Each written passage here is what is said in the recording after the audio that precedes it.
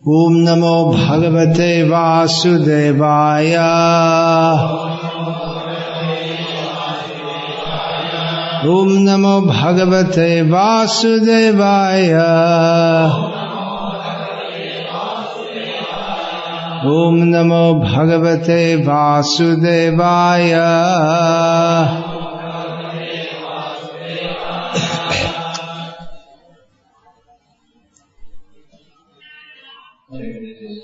Yeah, even someone's ringtone was Vishnu Sahasranam, which is very nice, but anyway, please turn it off. The subject of tonight's speech is, who is the, what is that? Ananta Akhila Brahmanda Nayaka. Who is the leader of the unlimited, undivided universes. So, yeah. Or in other words, who is the Parameshvara Purushottam, the Supreme Personality of Godhead. And it's pretty easy for all of you to guess that I'm going to give the answer is Krishna. Because we are from the International Society for Krishna Consciousness, not Shiva Consciousness, or Jesus Consciousness, or Sai Baba Consciousness. So it's pretty obvious that we're going to give the answer that Krishna is the Supreme Personality of Godhead. However, we want to present that this is not just simply some blind faith, or some sectarian belief, that we have a very good reason to accept that Krishna is the Supreme Personality of Godhead.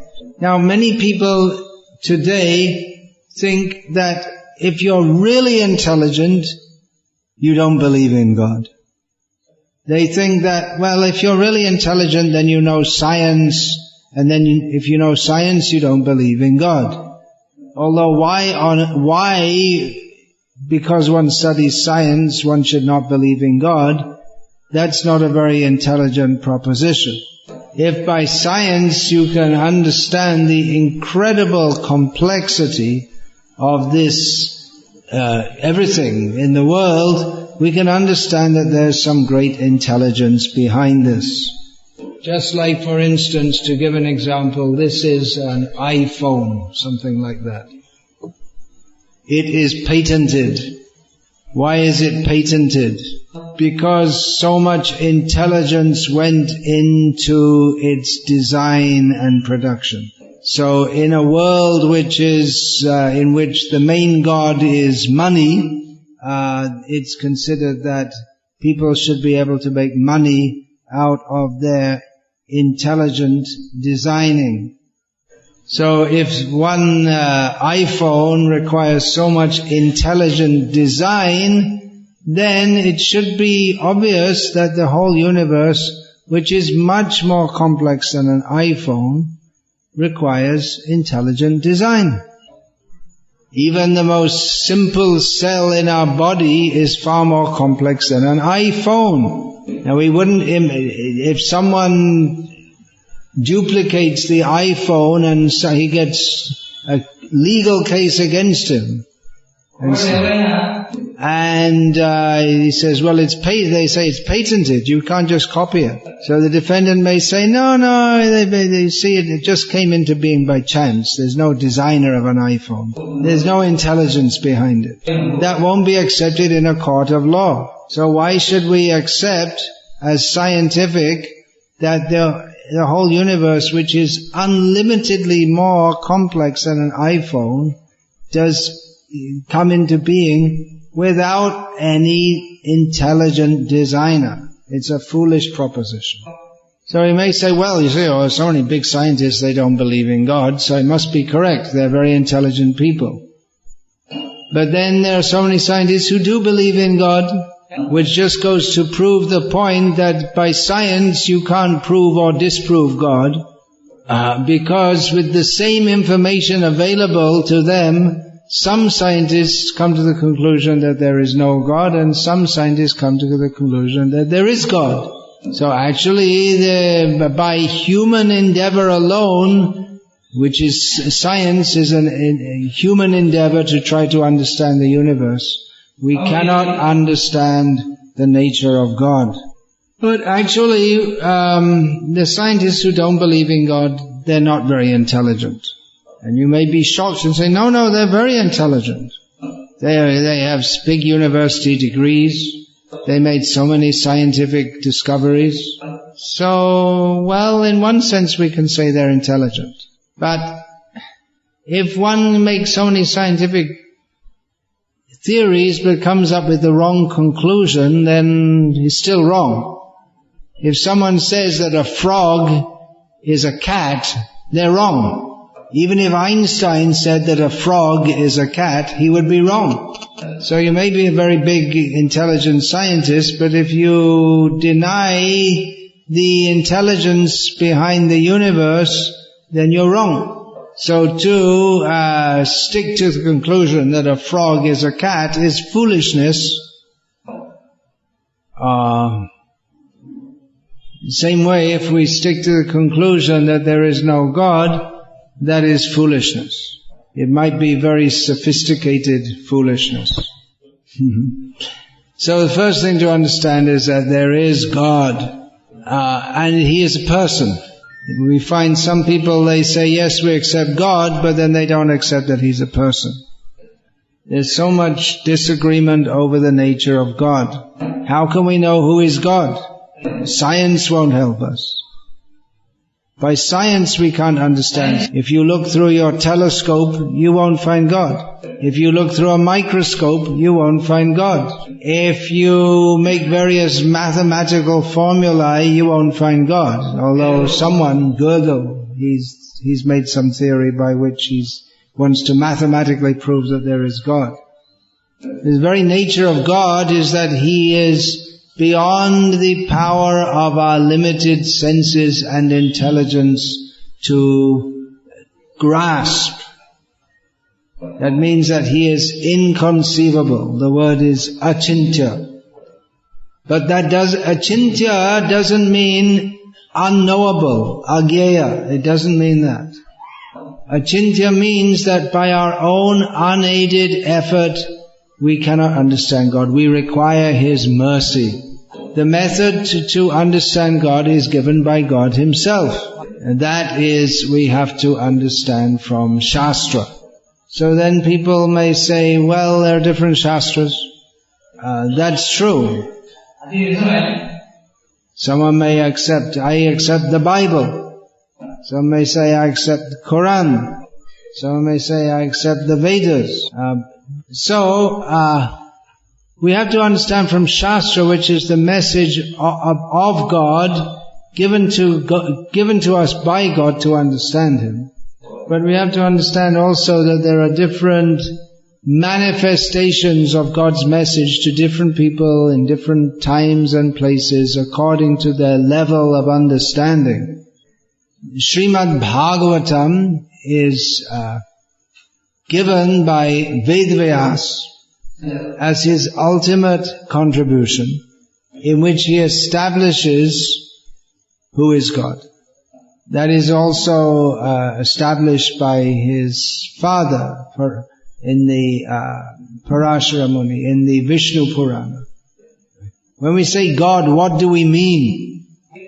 There's a specific meaning that's given in the Vishnu Purana. Aishvaryasya samagrasya viryasya yashasya shriyaha jnana vairagya yoschaiva shannang bhaga itingina. One is God, the Supreme Personality of Godhead, if He is complete in 6 qualities.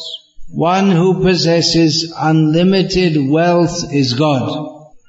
One who possesses unlimited power is God.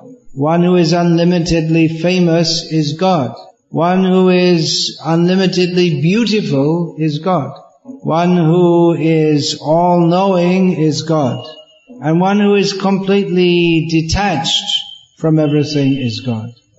So if we see the descriptions within Shastra of various personalities, we have to conclude that Krishna is the Supreme Personality of Godhead, because he possesses all these qualities in full.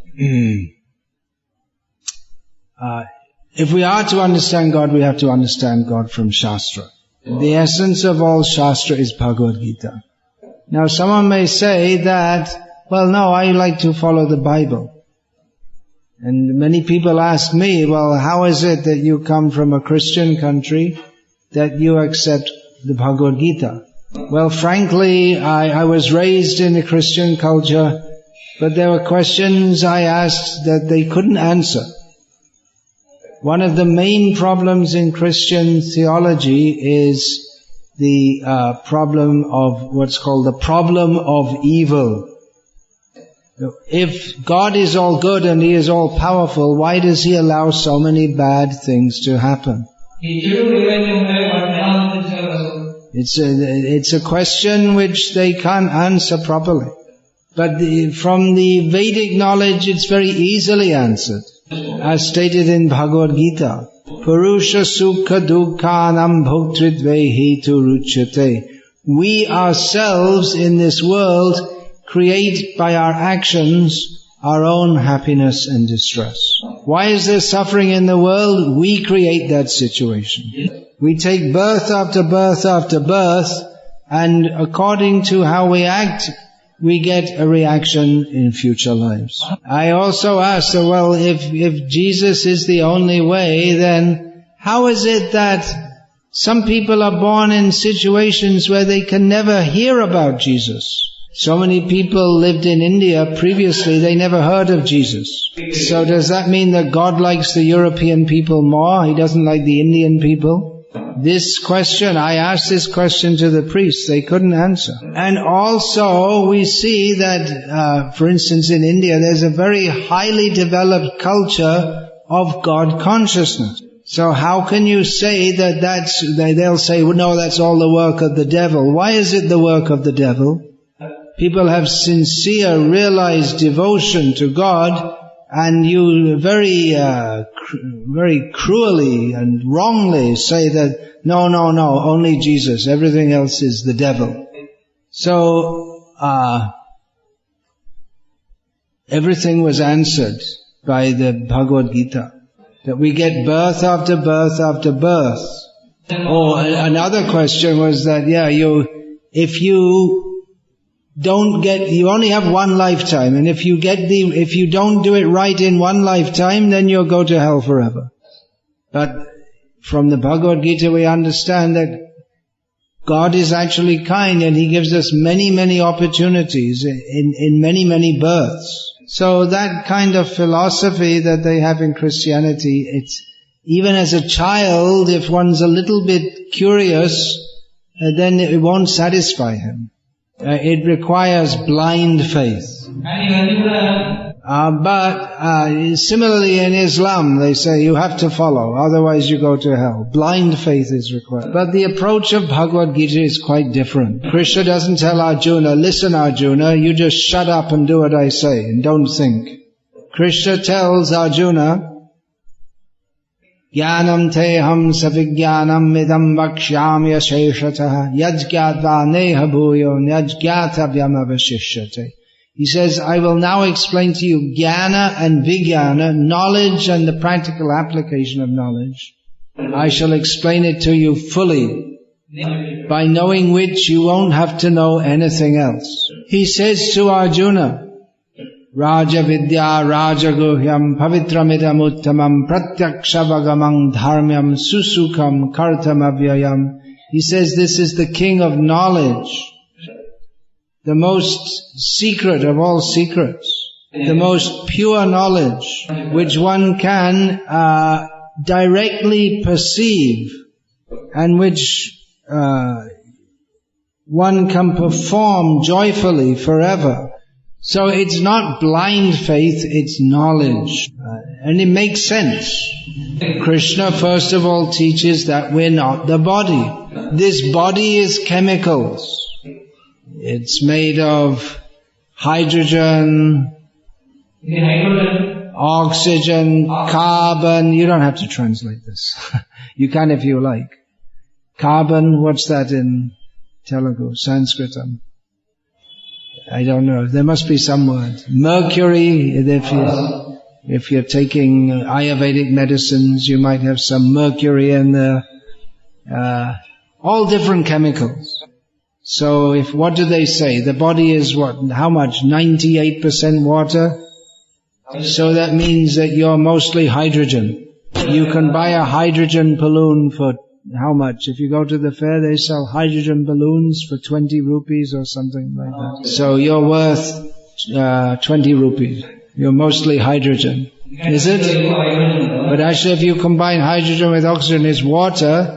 And how much water in your body? A few gallons. Okay, you can get Bisleri water.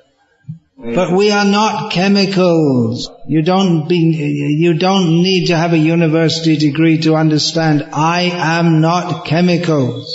I am a living being. I am not simply chemicals. I am Atma. So Krishna teaches that before the body, this present combination of chemicals existed, we existed. After this body dies, we shall continue to exist. So this is spiritual knowledge.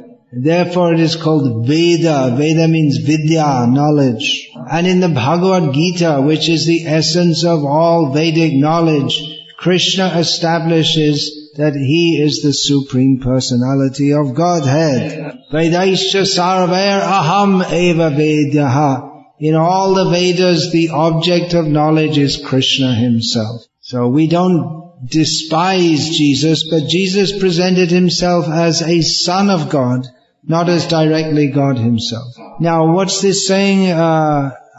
Ananta Kila Brahmanda Koti Nayak? Is that what it is?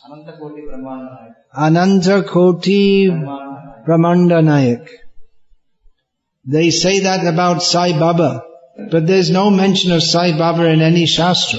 It's just something, a modern invention. Some people recently means in the last 100 years or so, people started to think that Sai Baba is God.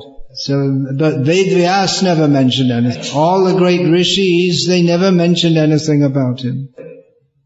Shankara, Ramanuja, Madhvacharya, none of them ever mentioned Sai Baba. It's complete nonsense to think that he's the Supreme. We say, well, so many people accept him as Supreme. But it's the same thing. If 100 million people, that's 10 crores of people, is it, or what? If they say, if hundreds and thousands of people say that a frog is a cat, still a frog is not a cat. And it's typical of Kali Yuga that people accept wrong to be right. They take asat to be sat and sat to be asat. They take dharma to be adharma and adharma to be dharma.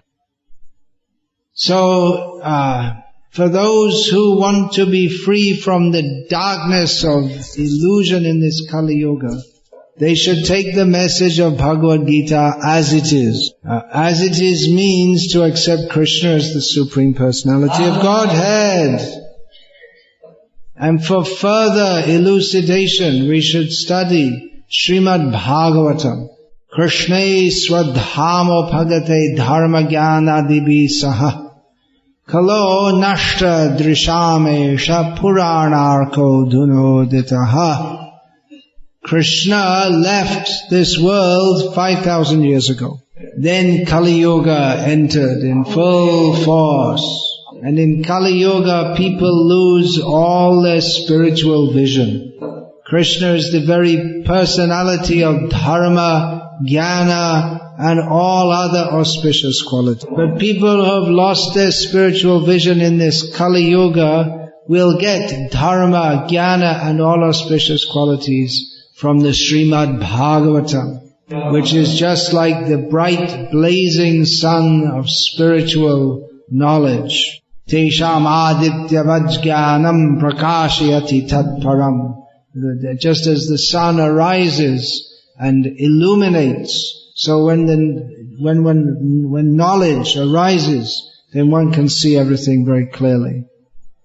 So you're all very fortunate. You have taken birth in this pious land of Bharata Bhumi. Chaitanya Mahaprabhu's merciful Harinam Prem Sankirtan movement is going on at this time. Take advantage of that. Don't be fooled by all this fanaticism. Understand properly that it is Krishna who we have to give our heart to. We have to surrender, that is Sharanagati. We have to know who to surrender to. He is Sharanyam. He is the one who is the proper person to take shelter in.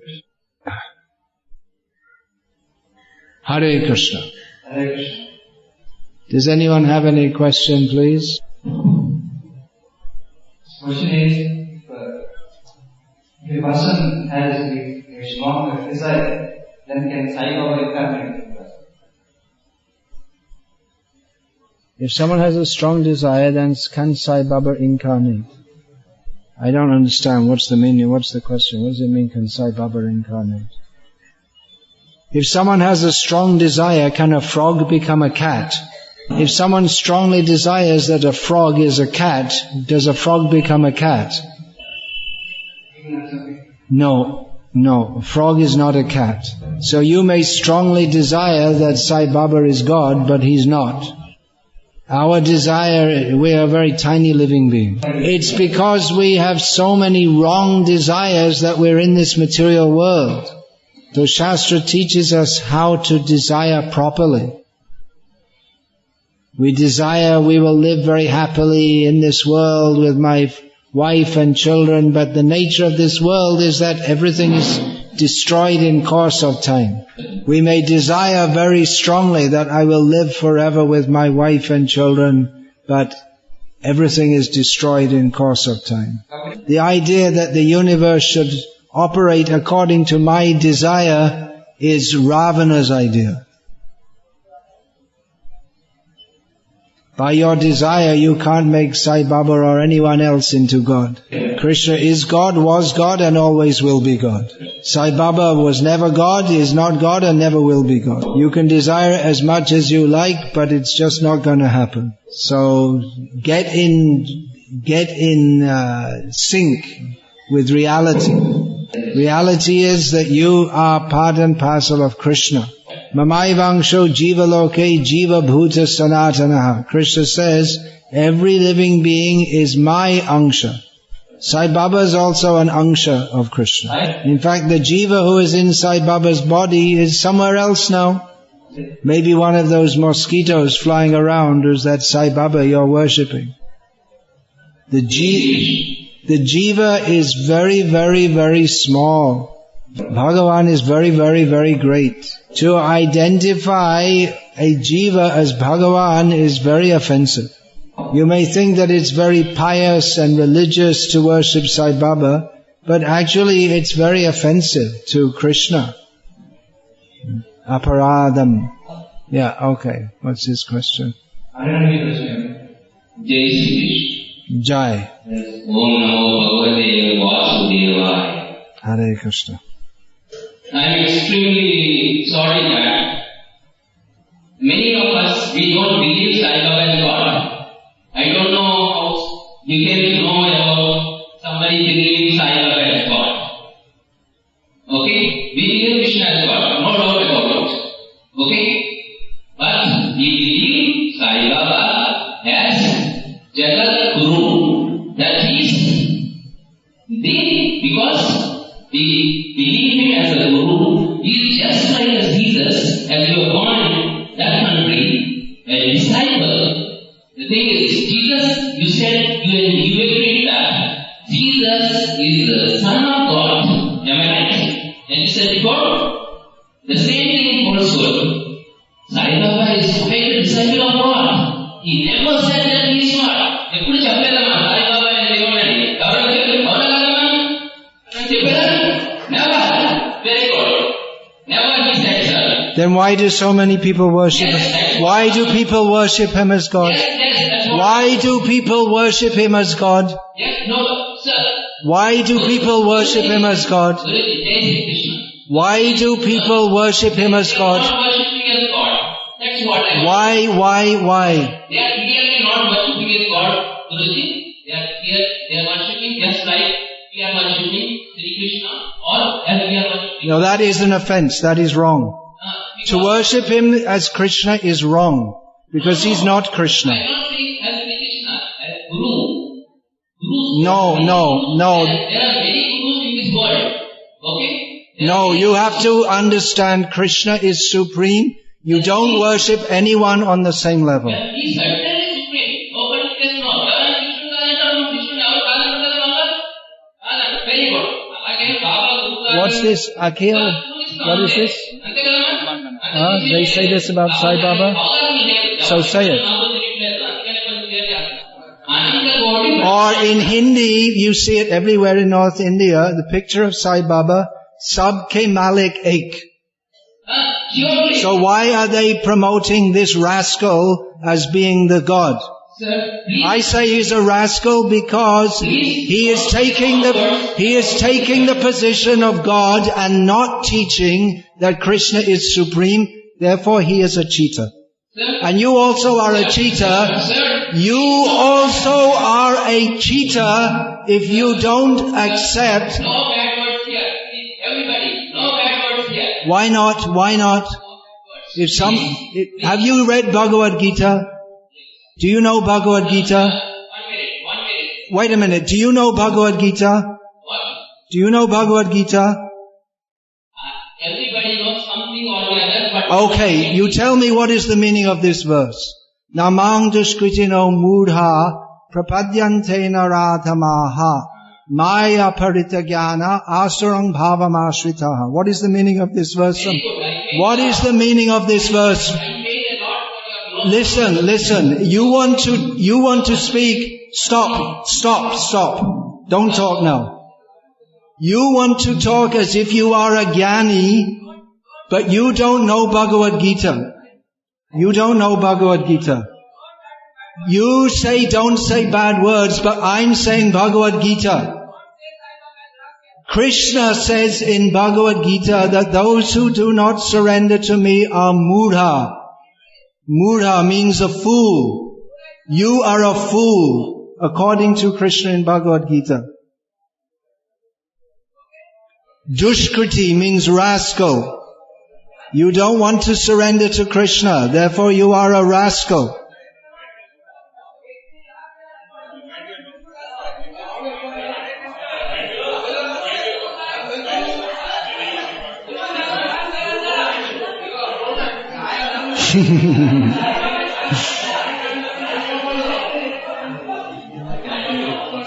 Huh? Yeah.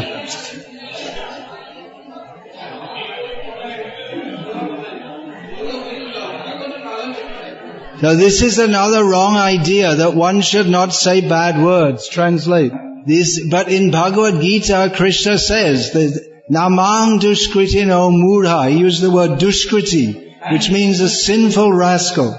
He says naradhama, the lowest among mankind.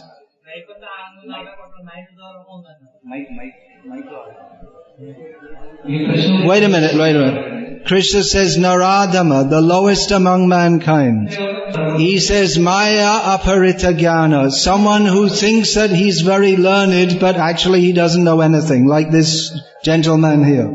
So we should preach against this Sai Baba worship. So many people are worshipping him, they should be worshipping Krishna. They say he's a guru, but if he's a guru, he should teach people to surrender to Krishna. Instead, they call him, what is this, Akhila Brahma.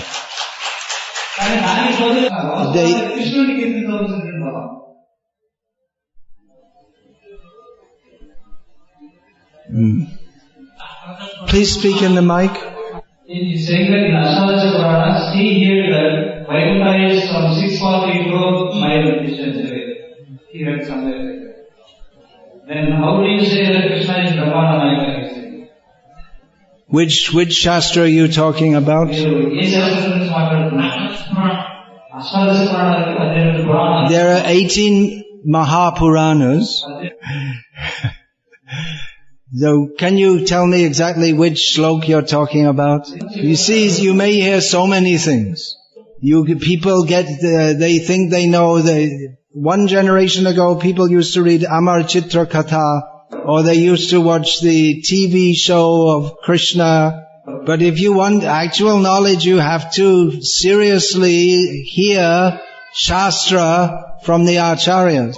If you just come up and say, well, I heard something somewhere, how can we accept that? Vaikuntha is far, far beyond this material universe. That is the spiritual world. That is Satchit Anandamai. This material world is Asat Achit Nirananda. It's different nature altogether. So you try and understand this spiritual knowledge properly from Shastra. It's not you can't measure in miles how far away Vaikuntha is.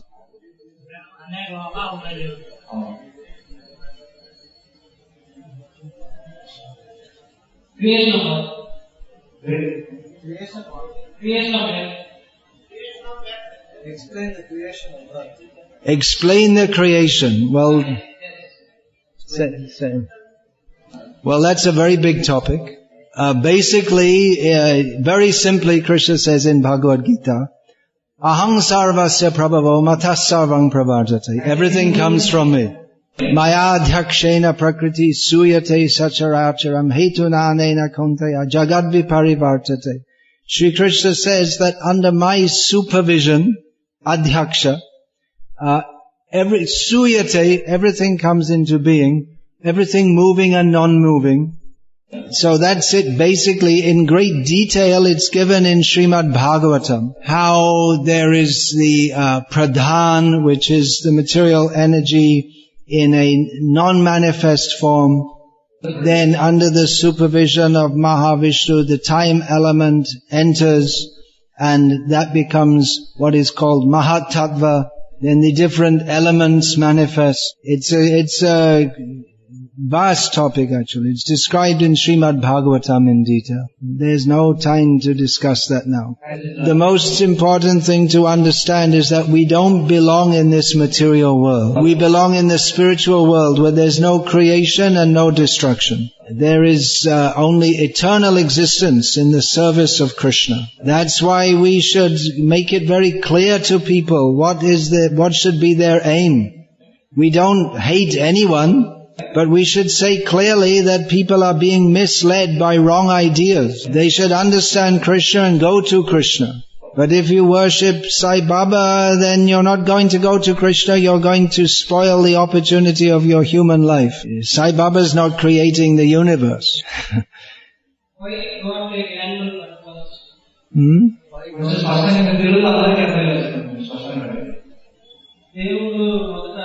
Animal purpose. He's asking why Lord took animal birth. He's referring to the avatars. Oh, you mean like Varaha, Matsya? Yeah, everything he does, everything the Lord does is for his own pleasure and for the benefit of the world. When the Lord takes the form of Matsya avatar, he's not an ordinary fish. He's still the Supreme Lord. Actually, this exact question was asked by Parikshit Maharaj to Shukadev. We can find in the Srimad Bhagavatam. He said the form of a fish, it's always condemned. It's very low karma. How is it that the Lord is in the form of a fish? And Shukadev, he clarified that you shouldn't think that he's some ordinary fish. He takes that form as his lila, his blissful spiritual activity. That was for a particular purpose, to save the Vedas and to give shelter to Satyavrata Muni and others.